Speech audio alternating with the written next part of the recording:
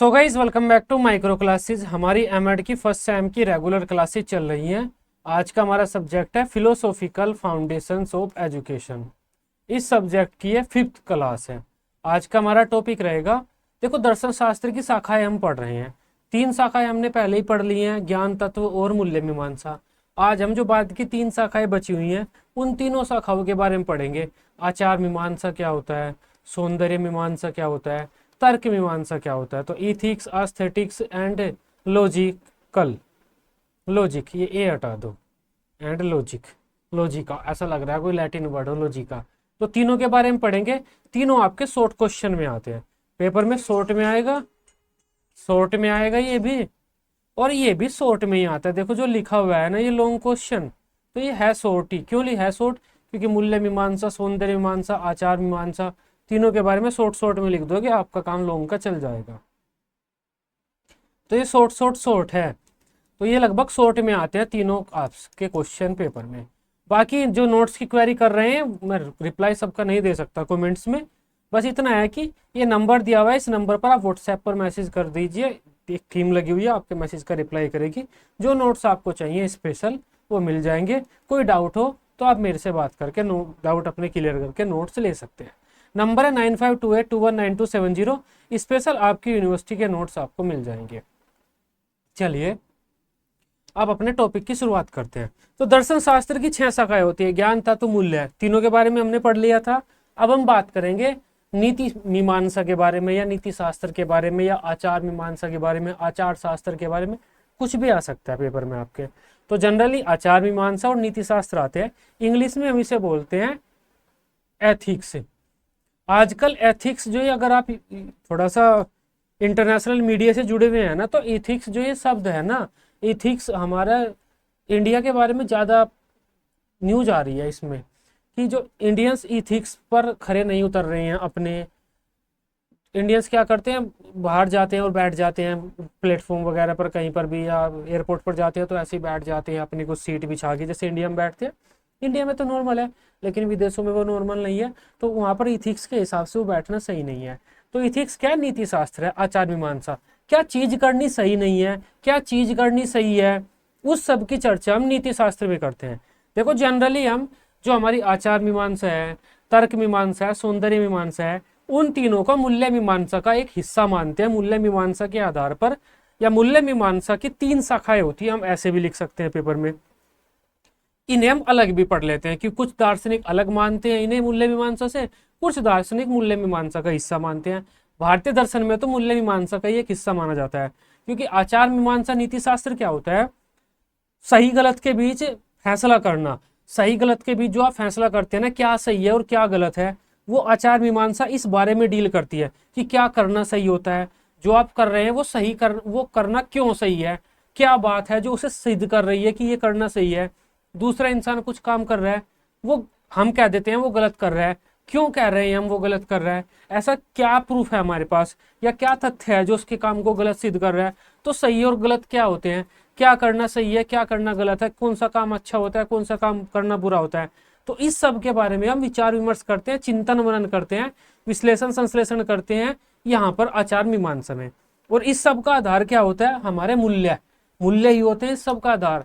प्रत्येक समाज के कुछ मूल्य होते हैं, जो हमारे समाज के मूल्य के अनुरूप कार्य होता है उसे हम अच्छा मानते हैं करना, और जो मूल्यों के अनुरूप नहीं होता उसे अच्छा नहीं मानते। हमेशा ये नहीं होता, हमेशा नहीं होता। क्यों? अगर हमेशा नहीं होता, देखो क्यों नहीं होता। मान लेते हैं मैंने कह दिया कि झूठ नहीं बोलना हमारे समाज का मूल्य है, सदा सत्य बोलिए। क्या हमेशा आप सत्य बोलेंगे? नहीं। झूठ नहीं बोलना मतलब सत्य बोलना है। झूठ बोलने से पाप चढ़ जाएगा या गलत हो जाएगा, समाज का मूल्य टूट जाएगा। लेकिन अगर झूठ बोलने से किसी की जान बच रही है तो बताओ आप समाज का मूल्य तोड़ोगे या नहीं तोड़ोगे? तोड़ोगे। आप कहोगे हूँ उसकी जान बच रही थी तो मैंने झूठ बोल दिया, क्या फायदा हुआ।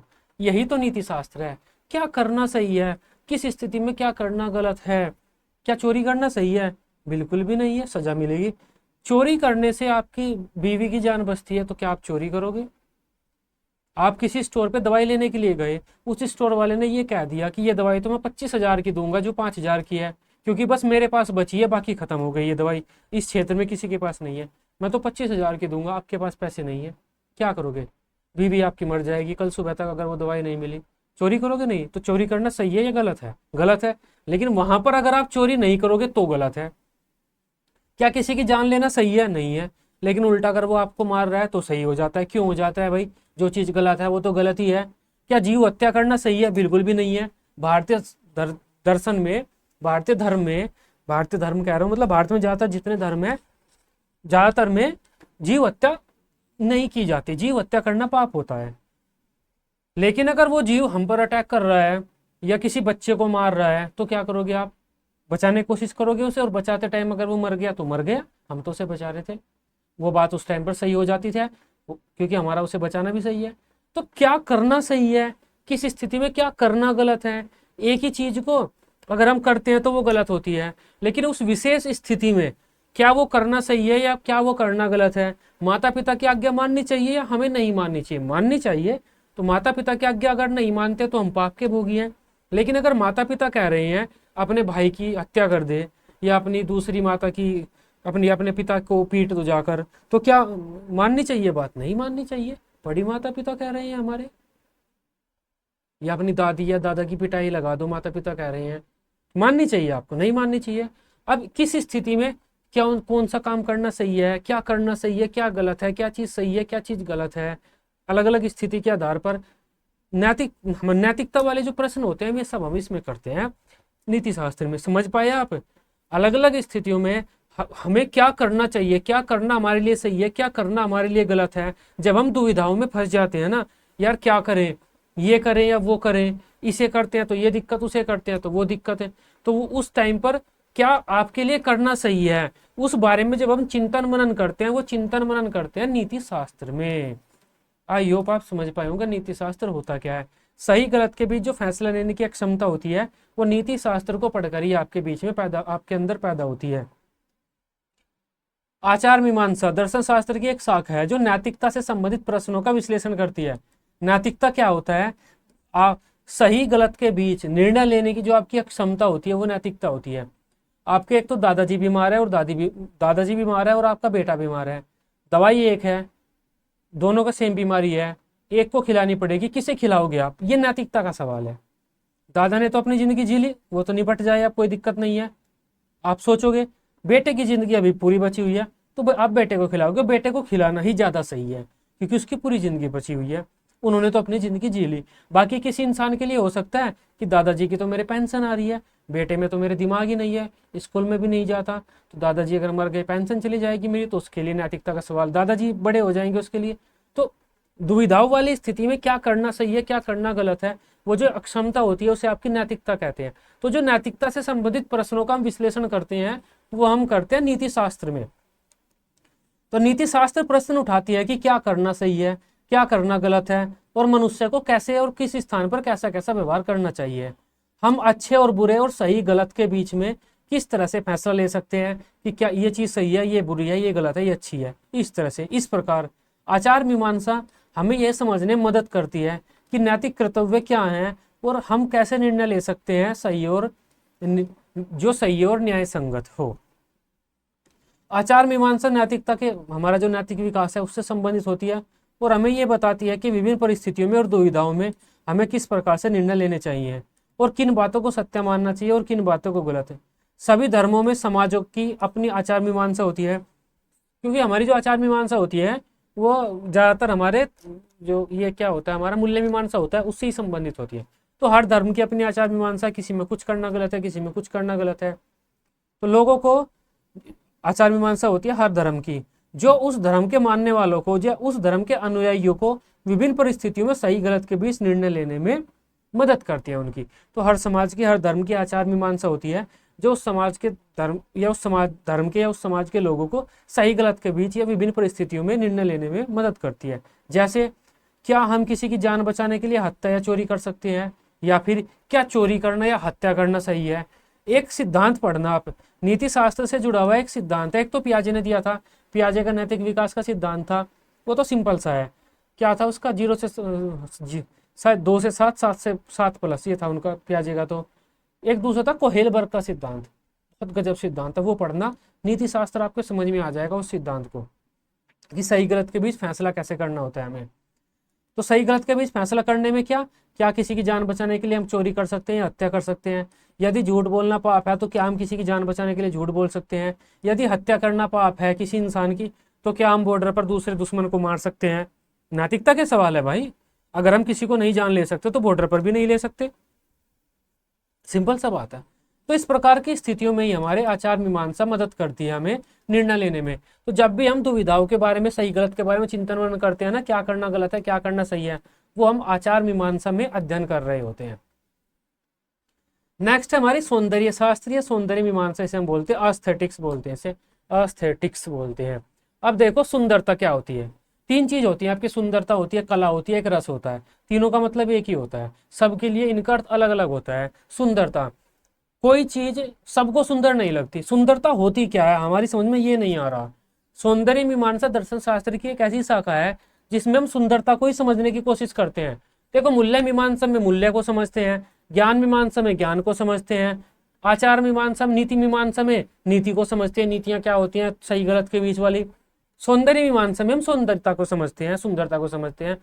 सुंदरता होती क्या है, एक लड़की उसे पसंद है मुझे नहीं पसंद, इतनी बकवास सी लड़की है, इसे पता नहीं इसमें क्या दिखता है, उसी के पीछे पड़ा रहता है ये, उसके लिए वो हूर की परी है, सबसे ज्यादा सुंदर है, हमारे लिए वो बकवास है। ये सुंदरता होती क्या है।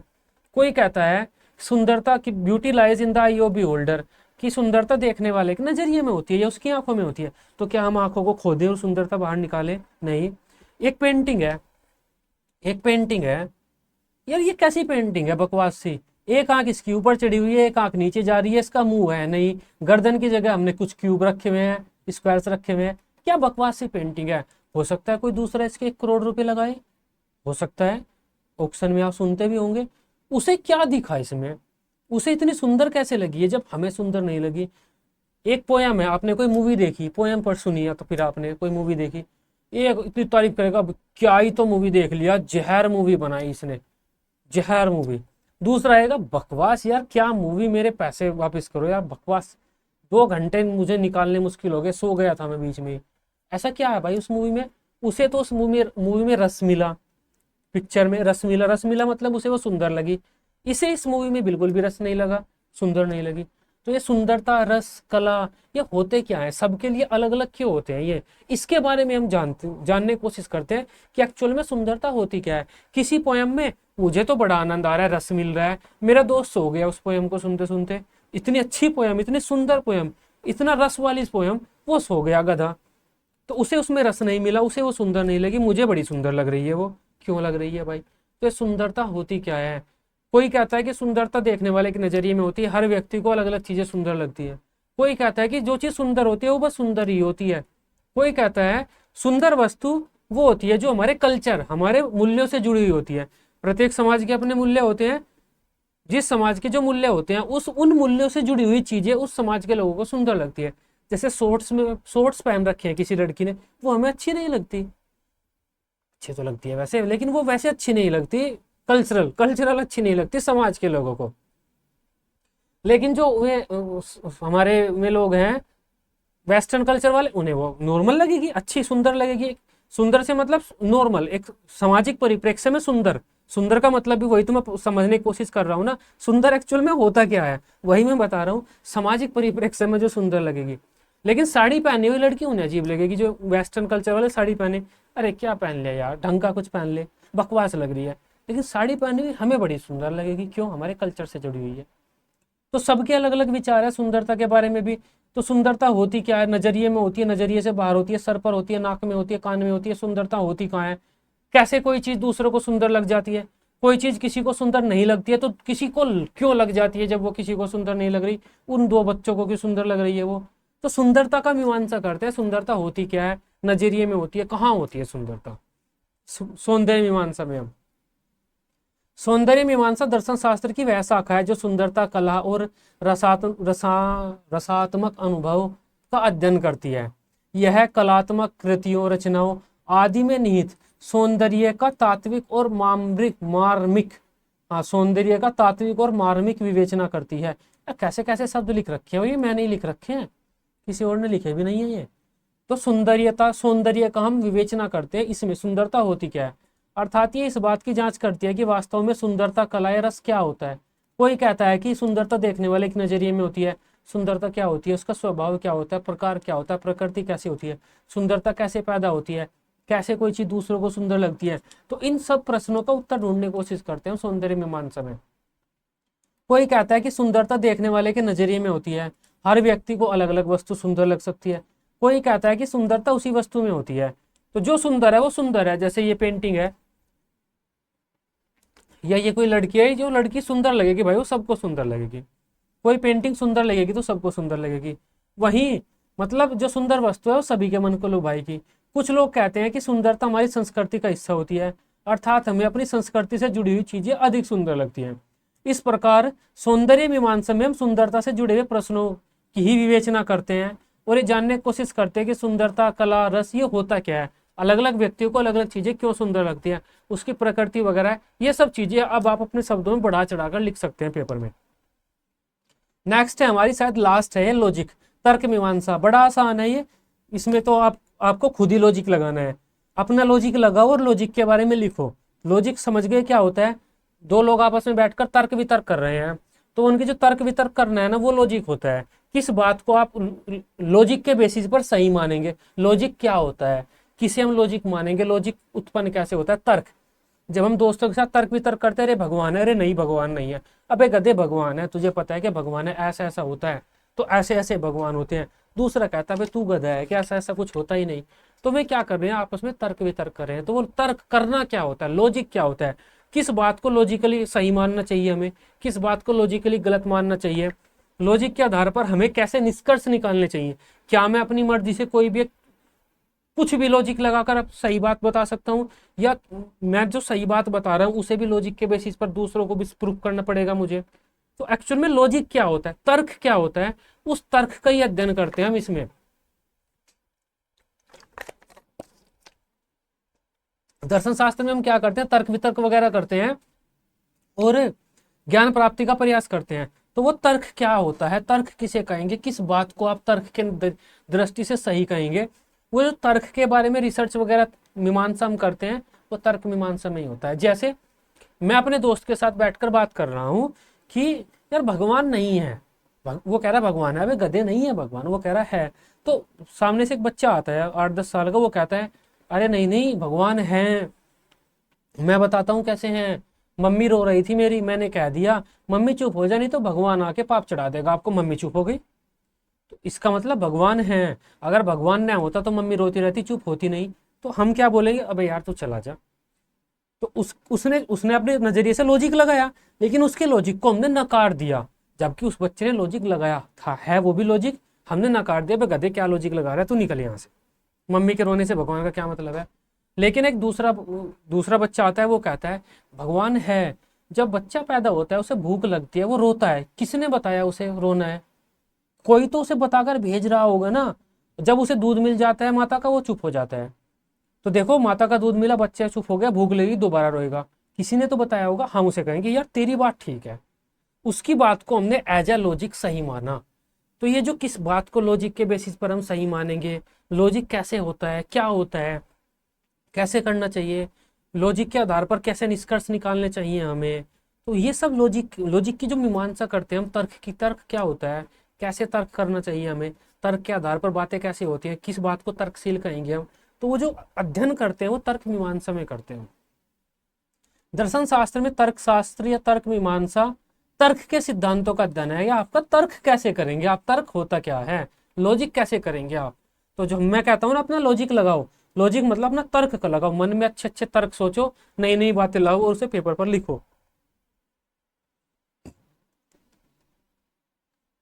यह अच्छे तर्क, जो तर्क मीमांसा होती है ना, अच्छे तर्क को बुरे तर्क से अलग करने का प्रयास करती है।